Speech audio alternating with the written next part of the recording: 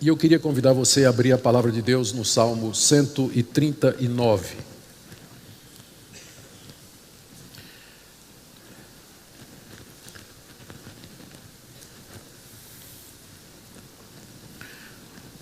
A conferência desse ano visa ou trata do grande rei.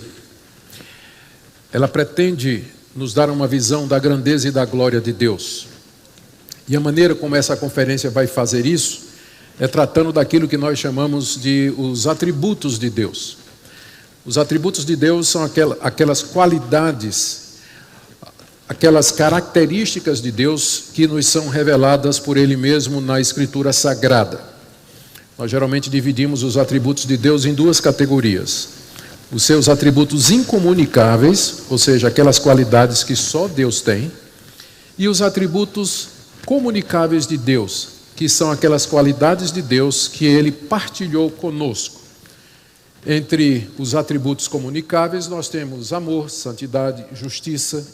Todas estas coisas que nós experimentamos e somos é por conta de Deus haver comunicado estas coisas a nós através da sua imagem, a sua imagem e semelhança que há em nós.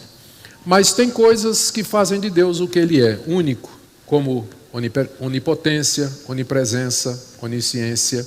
Deus é infinito, Deus é eterno. São aquelas coisas que Ele não comunicou à sua criação e que fazem Deus ser o que Ele é, diferente de nós e muito acima de nós. Essa conferência esse ano enfoca os atributos de Deus e particularmente aquilo que faz Deus ser o que Ele é. E nessa abertura eu quero falar sobre a onisciência, onipresença e onipotência de Deus a partir do Salmo 139, que nós vamos ler agora. Senhor, Tu me sondas e me conheces, sabes quando me assento e quando me levanto. De longe penetras os meus pensamentos, esquadrinhas o meu andar e o meu deitar e conheces todos os meus caminhos. Ainda a palavra me não chegou à língua e Tu, Senhor, já a conheces toda. Tu me cercas por trás e por diante e sobre mim pões a mão. Tal conhecimento é maravilhoso demais para mim, é sobremodo elevado, não posso atingir. Para onde me ausentarei do Teu Espírito? Para onde fugirei da Tua face? Se subo aos céus, lá estás. Se faço a minha cama no mais profundo abismo, lá estás também. Se tomo as asas da alvorada e me detenho nos confins dos mares, ainda lá me haverá de guiar a Tua mão e a Tua destra me susterá. Se eu digo, as trevas com efeito me encobrirão e a luz ao redor de mim se fará noite, até as próprias trevas não te serão escuras. As trevas e a luz são a mesma coisa. Pois Tu formaste meu interior, Tu me teceste no seio de minha mãe. Graças te dou, visto que por modo assombrosamente maravilhoso me formaste. As Tuas obras são admiráveis e a minha alma o sabe muito bem. Os meus ossos não te foram encobertos, quando no oculto fui formado e entretecido como nas profundezas da terra. Os Teus olhos me viram a substância ainda informe, e no Teu livro foram escritos todos os meus dias, cada um deles escrito e determinado, quando nenhum deles havia ainda. Que preciosos para mim, ó Deus, são os Teus pensamentos, e como é grande a soma deles. Se eu os contasse, excedem os grãos de areia. Contaria, sem jamais chegar ao fim. Tomar, ó Deus, desses cabo do perverso. Apartai-vos, pois, de mim, homens de sangue. Eles se rebelam insidiosamente contra Ti, como Teus inimigos falam malícia. Não aborreço eu, Senhor, os que Te aborrecem? E não abomino os que contra Ti se levantam? Aborreço-os com ódio consumado. Para mim são inimigos de fato. Sonda-me, ó Deus, e conhece o meu coração. Prova-me e conhece os meus pensamentos. Vê se há em mim algum caminho mau e guia-me pelo caminho eterno. Amém. Queridos, nós estamos diante de um dos salmos mais conhecidos e amados de toda a Bíblia. Alguns comentaristas antigos, inclusive alguns rabinos, se referem a esse salmo como sendo a coroa de todos os salmos. Ele é comumente, embora não unanimemente, atribuído ao rei Davi. Os últimos 6 versículos mostram que Davi estava sendo acusado por inimigos que aborreciam a Deus e aborreciam a Davi, talvez os governantes das nações inimigas que ficavam ao redor da nação de Israel, como os filisteus, amonitas e sírios, e estavam acusando Davi de procedimento errado, malicioso, perverso, quem sabe buscando motivo para uma guerra. Davi então eleva esta oração a Deus. O seu objetivo é que Deus o sonde, que Deus o examine, para ver se as acusações são de fato verdadeiras, e que então Deus, declarando a inocência de Davi, destruísse os seus inimigos, que na verdade eram inimigos de Deus, mas Davi os toma como inimigos seus. E ele faz essa oração para que Deus sonde o seu coração, examine o seu interior, baseado no fato de que Deus conhece todas as coisas, versos de 1 a 6, trata da onisciência de Deus. Ele pede que Deus faça isso à luz do fato de que Deus está em todo lugar, versos de 7 a 12, que tratam da onipresença de Deus. Ele faz isso, ele pede que Deus o sonde à luz de que Deus o fez, que fala da onipotência de Deus, versos de 13 a 18. E diante do fato que ele está cercado de inimigos que o acusam e querem o seu mal, versos 19 a 22. E também porque só Deus pode mostrar o que há realmente no seu coração, os versos 23 e 24. Portanto, nessa situação, à luz dessas verdades, Davi pede: Senhor, sonda-me, conhece-me, prova-me e guia-me. E ao fazer isso, ele nos dá os textos bíblicos mais claros a respeito desses 3 atributos de Deus: a sua onisciência, a sua onipresença e a sua onipotência. O tom do salmo é muito pessoal. Davi fala como quem conhece a Deus, como quem se relaciona intimamente com Deus e tem um conhecimento de Deus profundo. E ao mesmo tempo, embora seja bastante pessoal, não deixa de ser instrutivo. Há tanta coisa nesse salmo, há tanta informação a respeito de Deus e da maneira pela qual Ele lida conosco, que certamente uma conferência inteira sobre esse salmo não seria suficiente para que nós sondássemos todos os seus ensinos. Portanto, é com muita consciência das nossas limitações de tempo e outras que nós queremos nessa noite fazer uma exposição desse salmo, querendo trazer a lume isso que Davi nos ensina a respeito de Deus. O salmo no hebraico, ele tem 4 estrofes de 6 versículos cada uma. E nós então vamos seguir a estrutura na exposição que nós vamos fazer. Na primeira parte, então, versos de 1 a 8, Davi fala da onisciência de Deus, ou seja, Deus conhece todas as coisas. Davi começa reconhecendo esse fato. Ele sabe que está diante de um Deus que o conhece completamente. E ele faz várias declarações nessa primeira parte, nesses 6 versículos.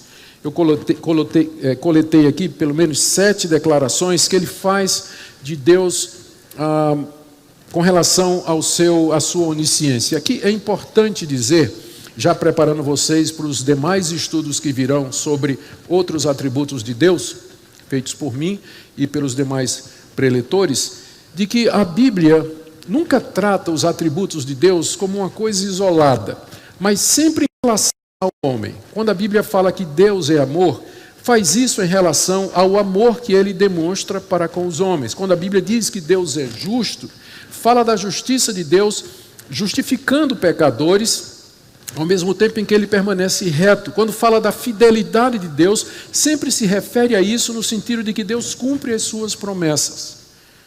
Por isso, esse salmo, ele ensina teologia a partir da experiência pessoal de Davi. Então, como eu disse, ele está plenamente consciente de que o Deus diante de quem ele está é um Deus que o conhece plenamente, e ele faz, então, várias declarações. Primeira delas, Deus o sonda e conhece no verso 1. Senhor, tu me sondas e tu me conheces. Sondar significa examinar, penetrar os pensamentos, penetrar nos motivos, nos sentimentos, na mente e no coração de uma pessoa. Davi tem consciência de que Deus faz isso. Deus examina toda a sua atividade mental, é do conhecimento de Deus. E Deus não somente o conhece, mas Deus também julga, Deus examina. É isso que sondar significa. Segundo, Deus conhece a rotina de Davi. Verso 2. Tu sabes quando me assento e quando me levanto. Coisas como assentar e levantar são coisas pequenas que nós fazemos quantas vezes durante o dia? Deus sabia cada uma das vezes que Davi sentava e levantava. E Davi sabe disso. Senhor, tu sabes quando eu me sento, tu sabes quando eu me levanto. Davi também sabe que a distância não é um problema para o conhecimento de Deus. Final do verso 2, ele diz assim: de longe tu penetras os meus pensamentos. De longe, o Senhor está lá no céu e eu estou aqui na terra. Mas o Senhor penetra os meus pensamentos. A distância não é um problema para Deus. Deus sabe o que Davi pensa, o que passa na cabeça de Davi à distância, lá dos céus, do trono da sua glória. Deus sabe o que Davi faz de dia e noite. Verso 3, tu esquadrinhas o meu andar e o meu deitar. Aqui o contraste é entre o trabalho e o descanso, entre o que eu faço durante o dia, que é andar, trabalhando, e o que eu faço à noite, que é deitar para dormir. Tu conheces a minha rotina, o que eu faço de dia e de noite. Está aí no final, no início do verso 3. E ainda, no verso 3, ele diz assim, que Deus conhece todos os seus caminhos, final do verso 3. Ou seja, aquelas coisas que Davi não falava a ninguém, as imaginações, os sonhos, os desejos, os motivos, tudo que passava na cabeça do rei de Israel, Deus tinha pleno conhecimento disso. E vai mais além. Olha o que diz o verso 4. Ainda a palavra não me chegou à língua, e tu, Senhor, já a conheces todas.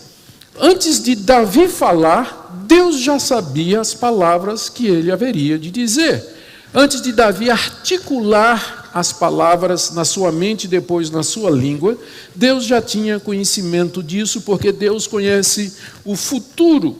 Não porque ele anteviu o que Deus haveria de fazer, mas porque ele decretou todas estas coisas. O conhecimento de Deus é baseado no seu decreto. Deus só conhece aquilo que ele decretou, porque fora do decreto dele não existe nada.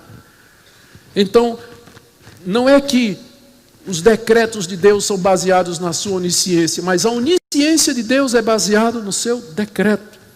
Não existe uma realidade fora da vontade e do querer de Deus. Tudo que existe, existe porque Ele quis. Portanto, quando Ele sabe as coisas, quando Ele sabe as palavras que Davi vai dizer, não é porque Ele olhou no túnel do tempo e viu o que é que Davi ia dizer.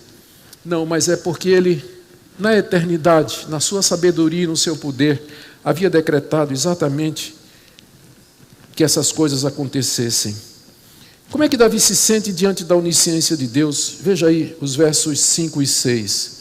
Tu me cercas por trás e por diante, e sobre mim pões a tua mão. Ele sente, o conhecimento de Deus é tão completo de si, o conhecimento que Deus tem dele é tão completo que Davi sente como se Deus o cercasse. A expressão que é usada para cercar aqui, com frequência no hebraico, é usada para se referir a uma cidade que foi sitiada, que foi cercada. Ou às vezes como uma pessoa que foi encoberta por um cobertor, por um manto. É assim que Davi se sente. Tal conhecimento de Deus, tão profundo, tão completo é o conhecimento de Deus. Por isso ele se sente maravilhado. Veja o verso 6. Tal conhecimento é maravilhoso demais para mim. Ou seja, pensar nisso, Deus, que tu conheces todas as coisas, não somente as que existem, mas as que ainda haverão de existir. Tudo isso é maravilhoso demais para mim. É sobremodo elevado, não posso atingir. É assim que Davi se sente diante do grande rei. Ele se sente pequeno, ele se sente protegido, se sente sondado, cercado, esquadrinhado. Não existe nada que ele pense, nada que ele vá dizer, nada que ele faça que Deus não saiba. E ele termina essa parte da onisciência exatamente expressando essa sensação de Deus, isso é elevado demais. Eu não consigo compreender, minha mente não consegue captar a grandeza disso. a tua infinitude. Eu não consigo captar isso, o que é um ponto importante para nós.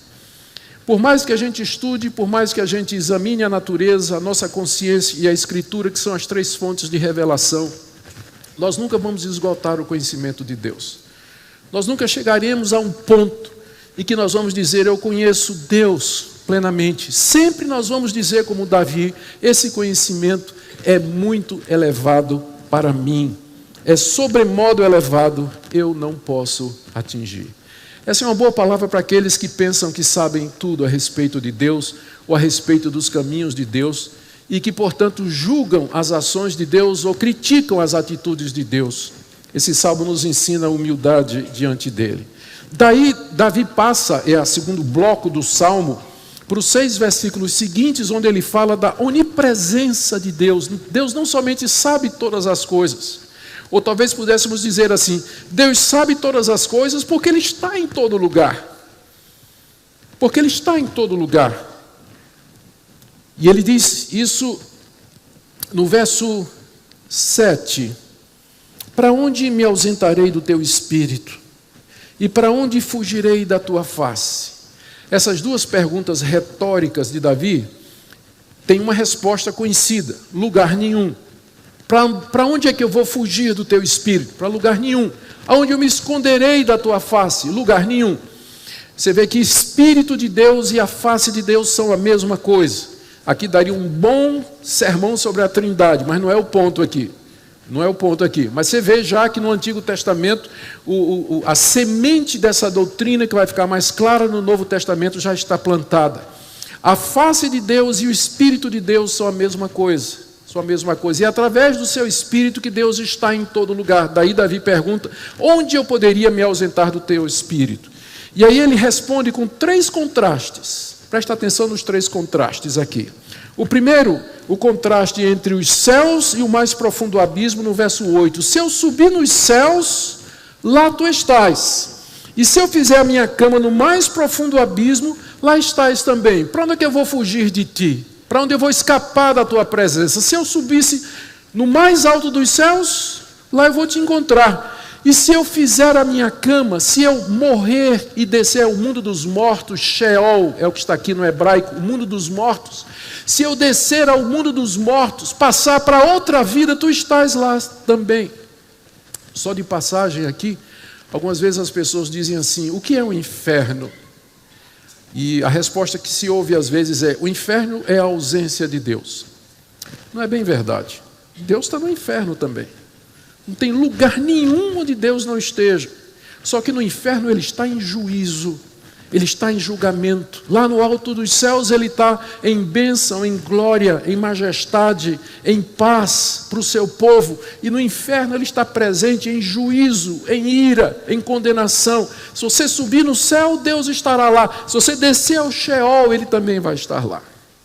Não tem como escapar da presença de Deus, é isso que Davi está dizendo. O segundo contraste está aí no verso 9 e 10. Se eu tomo as asas da alvorada e me detenho nos confins dos mares, ainda lá me haverá de guiar a tua mão e tua destra me susterá. Aqui de maneira poética, Davi está dizendo o seguinte, se ele pudesse voar para o local do nascer do sol, que é a alvorada, o oriente, o leste, né, que se você olhar no mapa de Israel ficaria do lado direito, é onde o sol se põe.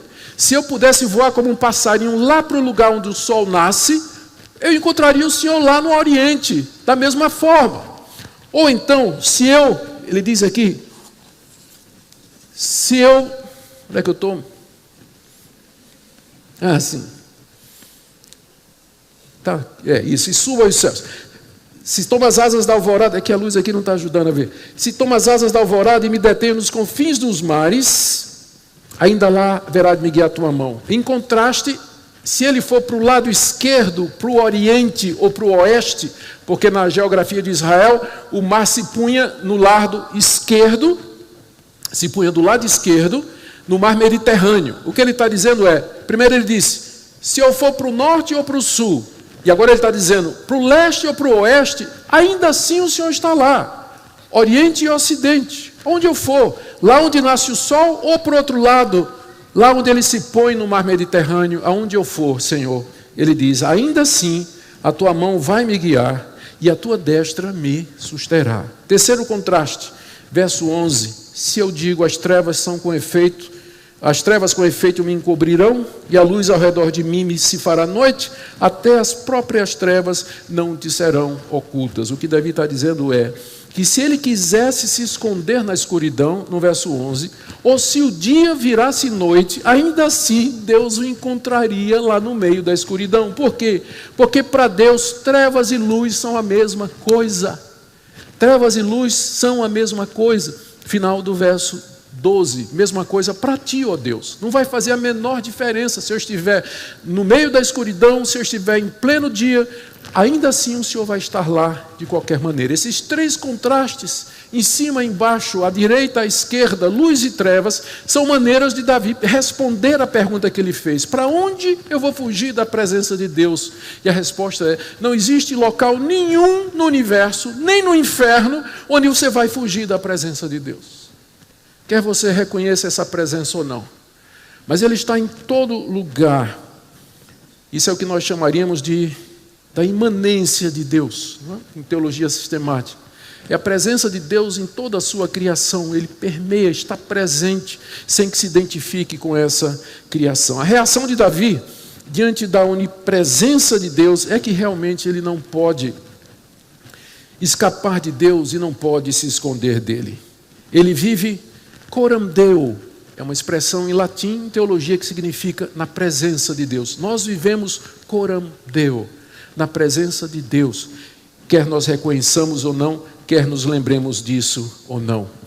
E a partir daí, Davi então passa para o terceiro bloco do Salmo, onde ele fala sobre a onipotência de Deus, versos de 13 a 17. Aqui, Davi reflete no fato de que Deus conhece todas as coisas, primeiro bloco, e está em todo lugar, segundo bloco, porque foi Ele quem fez todas as coisas, terceiro bloco. Ou seja, Deus sabe de tudo e Deus está em todo lugar, porque foi Ele quem fez tudo que existe. E como Criador, Ele conhece a sua obra e está presente em toda a sua obra. E Davi reflete nisso a partir da sua própria formação, quando ainda no ventre de sua mãe. Vamos ver as declarações que ele faz aqui, começando no verso 13. Pois, o pois aqui indica, ele está indicando a razão de tudo que ele disse até agora. Deus me conhece, Deus está em todo lugar. Pois, tu me formastes, tu formaste o meu interior, tu me teceste no seio da minha mãe. Quando ele diz, tu formaste o meu interior, quer dizer, tu formaste a parte de dentro, a minha parte de dentro, os meus órgãos internos, como coração, pulmão, rins, etc. Cada parte de mim, por dentro, o Senhor me fez. Final do verso 13, tu me tecestes no seio da minha mãe. Tecer aqui é uma palavra bem específica, que significa entrelaçar, como um artesão que faz uma obra de arte com as próprias mãos. É como se Deus estivesse entretecendo Davi, tecendo Davi, ainda no ventre da sua mãe, as partes internas de Davi, quando ele estava ainda na barriga de mamãe. E refletir nisso trazia profunda admiração e temor a Davi, versos 14 a 16. Graças te dou, visto que por modo assombrosamente maravilhoso, eu fui formado.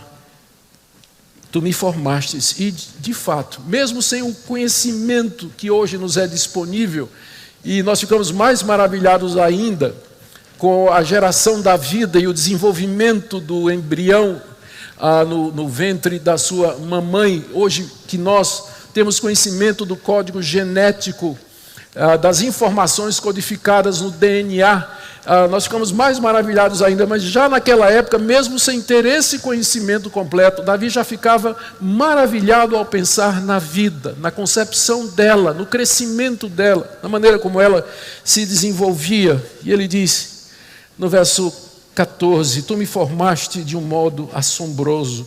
E aí ele extrapola dizendo, as tuas obras, não só isso, não só a minha criação, a minha geração no ventre da minha mãe, mas as tuas obras, todas as obras que fizestes são admiráveis e a minha alma sabe muito bem. Olhando a natureza, olhando os seres vivos, olhando o sol, a lua, as estrelas, toda a beleza e a complexidade da criação, Davi diz, não somente a mim, mas todas as tuas obras, todas as obras que fizestes, elas falam da tua grandeza e do teu poder. Tu podes todas as coisas. Verso 15, os meus ossos, ele está continuando, né? Os meus ossos não te foram encobertos, não somente os órgãos internos, não é que ele tinha se referido, mas o seu próprio esqueleto. Os meus ossos não te foram encobertos quando no oculto, no íntimo do ventre da minha mãe, eu fui formado e entretecido, outra vez aquela palavra, como nas profundezas da terra, como quando tu fizestes o primeiro homem do pó da terra. Da mesma forma como o Senhor tomou o pó da terra e com suas mãos o Senhor fez o primeiro homem, assim também no ventre da minha mãe, o Senhor me entreteceu como nas profundezas da terra, como da terra de onde o Senhor tirou Adão, o primeiro homem. Os teus olhos me viram, verso 16, a substância ainda informe. A gente não sabe direito ao que Davi quer dizer aqui, mas talvez ele se refira a formação, aquele momento da fecundação, exato quando ainda não há forma no embrião que haverá de vir, naquele exato momento, os olhos viram a substância ainda informe, e aí ele faz essa declaração extraordinária. E no teu livro, Deus, foram escritos todos os meus dias foram escritos, cada um deles escrito e determinado quando nenhum deles havia. Aqui está a onipotência de Deus. Deus criou, não somente criou a vida, Ele tinha criado a história. A história é composta de dias, não é verdade? O tempo é composto de dias, não é verdade? Deus criou o tempo, Deus criou a história. E antes mesmo que Davi fosse formado, Deus já havia escrito os dias de Davi no seu livro, que bem pode ser comparado ao código genético, né, codificado no DNA. Deus no livro dele já tinha escrito a história de Davi. E não é porque Deus conhecia, não. Cada um deles escrito e determinado, quando nenhum deles havia. Voltando àquele ponto que eu disse, não é porque Deus sabe o que vai acontecer que Ele determina, mas é porque Ele determinou que Ele sabe o que vai acontecer. Como Ele está dizendo aqui, os meus dias foram determinados por Ti. Isso não é motivo de Davi se rebelar contra Deus e dizer, então eu sou um autômato, então eu sou, está tudo determinado, está tudo, vamos voltar a esse ponto mais no final, está tudo fixo já, então quem eu sou apenas uma peça imaginária nesse tabuleiro de xadrez da soberania de Deus? Não. Ao meditar nesse fato que os seus dias todos foram decretados por Deus quando ele estava ainda no ventre da sua mãe, Davi então fica maravilhado, ele fica extasiado diante da grandeza de Deus. Já estava extasiado diante da onisciência de Deus, da onipresença de Deus, da qual ele não podia se fugir, e agora quando ele reflete sobre o poder de Deus para criar a vida e determinar a história e o tempo e os acontecimentos e a providência e as circunstâncias, Davi então está fora de si, diante do grande rei, diante do grande Deus. Que diferença do Deus de Davi para os deuses das nações ao seu redor. Tome, por exemplo, Baal, o deus das moscas. Baal era uma divindade local, conhecida por ser um deus de um acidente geográfico. É o deus das montanhas. E ele tinha autoridade sobre as montanhas. E assim os demais deuses, Dagon, que era o deus dos filisteus, era o deus peixe, dominava sobre os mares. Na mitologia grega, você tem Netuno, que era o deus dos mares. Você tinha Hades, que era o Deus que dominava sobre o mundo dos mortos. Mas o Deus de Davi, que é o Deus verdadeiro e único, ele não é uma divindade local, restrita a um lugar. Mas ele é o Deus que está em todo lugar, porque ele fez todas as coisas, e todas as coisas ele conhece, porque ele decretou tudo o que existe. Esse é o grande rei. Essa é a diferença do Deus do cristianismo para o Deus das demais religiões. Somente o cristianismo tem essa visão exaltada de Deus. Somente o cristianismo tem essa visão exaltada de Deus, que é baseada nessa revelação que Ele faz de si mesmo. Diante então da grandeza de Deus, agora chegamos na quarta parte do Salmo, 18 a 24. Davi tem as seguintes reações.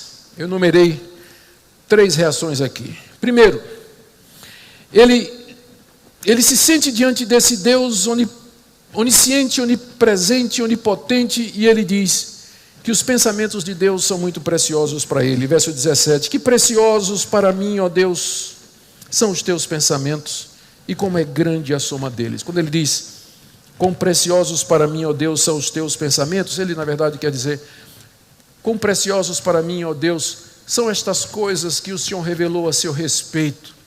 Isso que o Senhor é, aquilo que o Senhor me diz, aquilo que eu aprendi a respeito de Ti. Esse conhecimento da Tua onisciência, onipresença e onipotência, isso é muito precioso para mim, que estou cercado de inimigos, estou sendo caluniado agora, me sentindo sozinho e abatido. Mas saber quem Tu és, encoraja e anima o meu coração. Por isso, que preciosos para mim são os Teus pensamentos. Saber que os meus dias já foram determinados e que tudo vai acontecer de acordo com o Teu querer, de acordo com Tua vontade. E porque Tu és justo, bom e verdadeiro, eu posso descansar em Ti, que todas as coisas vão contribuir para o meu bem. Se eu contasse os Teus pensamentos, verso 18, eles cedem os grãos de areia, contaria, sem jamais chegar ao fim. No hebraico é possível a seguinte tradução: contaria, até pegar no sono. Talvez aqui esteja um remédio bom para a insônia. Você, antes de dormir, quando você deitar, você começa a contar os pensamentos de Deus, você começa a lembrar aquilo que você sabe sobre Deus, até você cair no sono. Até cair no sono. A sua mente não podendo parar de contar as maravilhas desse Deus maravilhoso. A primeira reação, então, de Davi é esse de êxtase, de maravilha, de considerar como preciosos, queridos, deleitáveis e deleitosos os pensamentos de Deus. A segunda reação é, então, agora, ele pede a esse Deus onipotente que castigue os seus inimigos. Veja aí no verso 19: tomar, ó Deus, Tu desses cabo do perverso. Quem é o perverso a que Davi se refere? Exatamente aqueles que estavam acusando Davi, falando falsamente contra ele. Não são identificados aqui com muita clareza, mas considerando a história do rei Davi, o contexto do Antigo Testamento, é uma provável referência às nações ou os reis poderosos que estavam ao redor de Davi e que durante toda a sua vida o acuaram, perseguiram e procuraram motivo para a guerra, como por exemplo os filisteus. Davi diz então, à luz disso, à luz de que Deus é o que Ele é, onisciente, onipresente, onipotente, ele diz: Deus, quem dera que Tu acabasses com esses perversos. E certo de que Deus vai fazer isso, ele diz: apartai-vos, pois, de mim, homens de sangue. Eu não quero nada com vocês, vocês que são sanguinários, porque quando Deus castigar vocês, eu quero estar longe de vocês, quando o castigo vier sobre vocês. E aqui ele dá um motivo pelo qual ele pede isso a Deus no verso 20: porque eles se rebelam insidiosamente, maliciosamente contra Ti, ó Deus, e como Teus inimigos falam malícia. Era assim que os povos ao redor de Israel falavam do Deus de Israel. Se dirigiam a Ele como sendo um Deus falso, como sendo um Deus arrogante, um Deus que fazia promessas que não se cumpriam, um Deus que não era face aos seus deuses pagãos.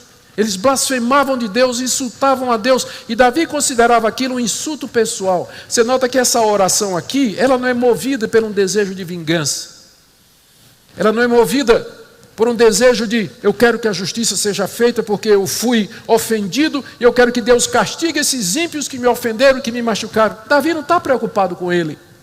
Ele está preocupado com a glória desse Deus, do grande rei. Aqueles ímpios estavam falando de Deus, e Davi toma isso como um insulto para ele. Está o seu amor e o seu compromisso com Deus. E aqui, nesse sentido, a ira do cristão é justa. É errado quando nós nos iramos e fazemos oração imprecatória contra aquele cara que nos dá uma fechada no trânsito. Está errado.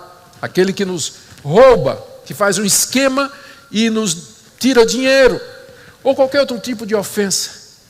Mas é perfeitamente bíblico você orar: Deus, toma conta dos teus inimigos.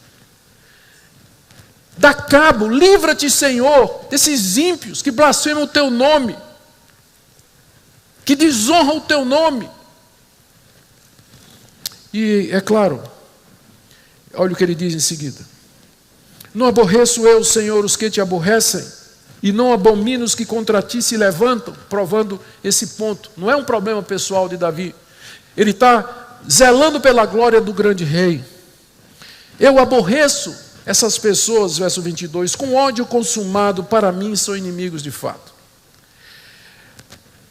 É uma questão muito séria essa das orações imprecatórias. Eu creio que a resposta que melhor satisfaz é essa. A Bíblia nos orienta a amar os nossos inimigos, a perdoar aqueles que nos ofendem.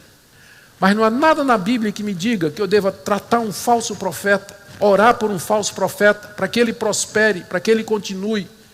A Bíblia me diz que eu devo lutar contra o falso profeta, enfrentar o erro, denunciar a mentira e entregar a Satanás mesmo, como Paulo fez em algumas ocasiões. Mas não uma questão pessoal minha. Na verdade, eu tenho que orar pelos meus inimigos.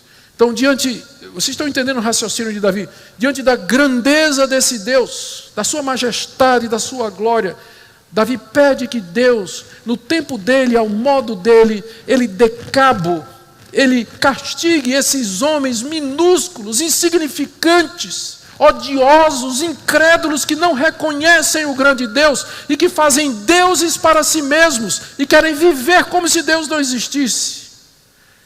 É isso que vai acontecer no dia do juízo. Aqui nesse mundo, Deus já faz com que eles experimentem um pouco da sua ira. Mas no dia do juízo, Deus vai descarregar a sua ira plenamente.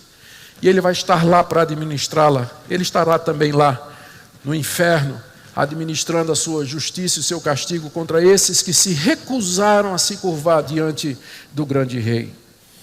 Diante de todas essas coisas, Davi agora está pronto para fazer a oração. Eu sei que essa oração do verso 23 e 24 é uma das orações mais conhecidas da Bíblia. Sonda-me, ó Deus. Conhece o meu coração, prova-me, conhece os meus pensamentos, vê se há em mim algum caminho mau, guia-me pelo caminho eterno. Mas essa oração só faz sentido à luz da primeira parte do Salmo, não é verdade? Agora a gente pode colocar essa oração em contexto. O que Davi está fazendo aqui diante desse grande Deus, que sabe todas as coisas, é pedir a Ele, pedir a esse Deus, que o sonde e o conheça.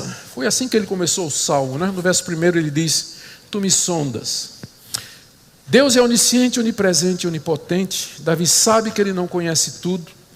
Ele não pode tudo, nem está em todo lugar. Davi está consciente de que é limitado, fraco e pecador, inclinado ao mal. Está cercado de inimigos que o acusam. Portanto, ele recorre a Deus e ele pede que Deus sonde o coração dele e prove os pensamentos. No sentido de que Deus examina os meus motivos, examina o meu coração. Porque eu não consigo discernir o que há dentro de mim, porque eu não sou onipresente nem onisciente, mas o Senhor me conhece plenamente. Então, Senhor, sonda-me, examina-me, olha para os meus sentimentos. Esse ódio que eu tenho dos ímpios, Senhor, ele é um ódio justo, ou está misturado com alguma coisa pessoal? Porque eu sou um pecador, inclinado ao mal. Por isso, a palavra de Deus diz: irai-vos e não pequeis. Porque a ira está tão próxima de nos levar ao pecado, se ela não for dirigida da maneira correta. Consciente de que é um pecador, Davi então recorre a Deus dizendo: só o Senhor pode na verdade saber o verdadeiro estado do meu coração. Gente, às vezes a gente está absolutamente cego para o que a gente está fazendo. A gente pensa que está fazendo uma coisa certa pelos motivos certos, e a gente está tão cego como uma topeira. A gente não está vendo o coração da gente. Por isso esse salmo aqui, para nos ensinar que o nosso Deus, que é onisciente, onipresente, onipotente, Ele sonda, é Ele que conhece o verdadeiro estado do meu coração. Por isso eu posso recorrer a Ele e orar dessa forma: Senhor, sonde o meu coração, examine os meus caminhos, veja se tem alguma coisa má em mim, se há algum caminho mau, alguma motivação errada, alguma intenção maliciosa, palavras mal proferidas. E então me guia pelo caminho eterno, ou seja, pelo caminho que me leva à vida eterna, pelo caminho que me leva à eternidade, que são os teus caminhos, o caminho da verdade. É esse o salmo. E é essa oração. E Davi primeiro preparou o caminho para fazer essa oração. Falou da onisciência de Deus, falou da onipresença de Deus, falou da onipotência de Deus. E diante desse Deus só resta fazer isso. Senhor, sonda-me. Porque só o Senhor conhece de fato o meu coração. Queridos, eu quero trazer algumas implicações aqui dessas doutrinas tiradas do Salmo. Primeiro, para algumas ideologias e algumas questões bem atuais do nosso dia. Primeiro, se o nosso Deus ele é onipresente, onisciente, onipotente, ele é completamente diferente dos deuses das religiões orientais. Os deuses das religiões orientais, eles são totalmente imanentes. Nós chamamos estas religiões de panteístas, porque eles dizem que Deus está em tudo e tudo está em Deus. Deus é tudo e tudo é Deus. Eles não fazem distinção entre os atributos incomunicáveis de Deus e a sua transcendência e aquilo que Deus partilha conosco na sua imanência. Então essas religiões orientais, elas vão dizer que o homem é divino, a vaca é divina, o capim é divino, o besouro é divino. E aí Deus acaba sendo um Deus impessoal, ele é simplesmente uma força que, nas palavras do sábio profeta Obi-Wan Kenobi, penetra todas as coisas e mantém a galáxia coesa. É uma força. O nosso Deus não é uma força. Ele criou o mundo. Embora ele esteja em todo lugar e conheça todas as coisas porque ele criou o mundo, mas ele é totalmente outro. Ele é distinto da sua criação. Portanto, não vamos seguir o pensamento orientalista, as ideias da nova era, dessa espiritualidade que vem avançando no mundo e dominando o pensamento, inclusive agora no Ocidente, chegando do Oriente. Segunda implicação disso que nós aprendemos aqui é para o evolucionismo teísta. O evolucionismo teísta diz que Deus criou o mundo, a vida e tudo o que há através do processo da evolução. É uma tentativa de combinar o relato de Gênesis com algumas pretensas descobertas científicas consideradas como lei, quando na verdade, na maioria dos casos, é apenas uma hipótese. O problema é que o evolucionismo teísta, e há vários cristãos que se declaram evolucionistas teístas, que Deus criou todo mundo, mas através do processo evolutivo, o evolucionismo teísta é uma contradição em termos, porque o ponto central do evolucionismo é que as mudanças genéticas, elas acontecem ao acaso. Não há finalidade, não há propósito. São mudanças que aconteceram por acaso, e a natureza seleciona aquelas que são que favorecem a subsistência de uma determinada espécie, elege estas e transmite através do DNA. Então, o acaso é central no pensamento de Darwin. Você não pode, então, combinar evolucionismo com a ideia de um Deus que sabe tudo, que conhece todas as coisas, inclusive o futuro, e decretou todas as coisas. É tão incoerente que um dos maiores expoentes do evolucionismo teísta, e que foi diretor do projeto Genoma, ele declarou-se cristão, mas depois de um tempo ele teve que admitir que, para manter a ideia do evolucionismo teísta, ele tinha que dizer que Deus não conhece o futuro. Porque se Deus conhece o futuro, então a evolução não tem sentido. Deus já sabe o que é que vai acontecer no próximo passo da evolução e para onde nós estamos evoluindo. E isso não bate com aquilo que a evolução diz. Então o evolucionismo teísta seria uma contradição em termos diante de um Deus que sabe todas as coisas. Sabe todas as coisas. Terceira implicação, para o conceito de presciência como base para ações de Deus. Eu não conheço nenhum pastor de nenhuma denominação que vai negar a doutrina da eleição e da predestinação. Ele não vai negar porque está na Bíblia. A palavra predestinar, eleger, escolher, predeterminar. Então, eu não conheço nenhum pastor que vai dizer que não exista. o problema é definir. Para muitos desses, a predestinação, a eleição, os decretos de Deus são baseados na sua onisciência. Deus viu o que ia acontecer, Deus viu que José um dia ia levantar a mão no acampamento, aceitando Jesus Cristo.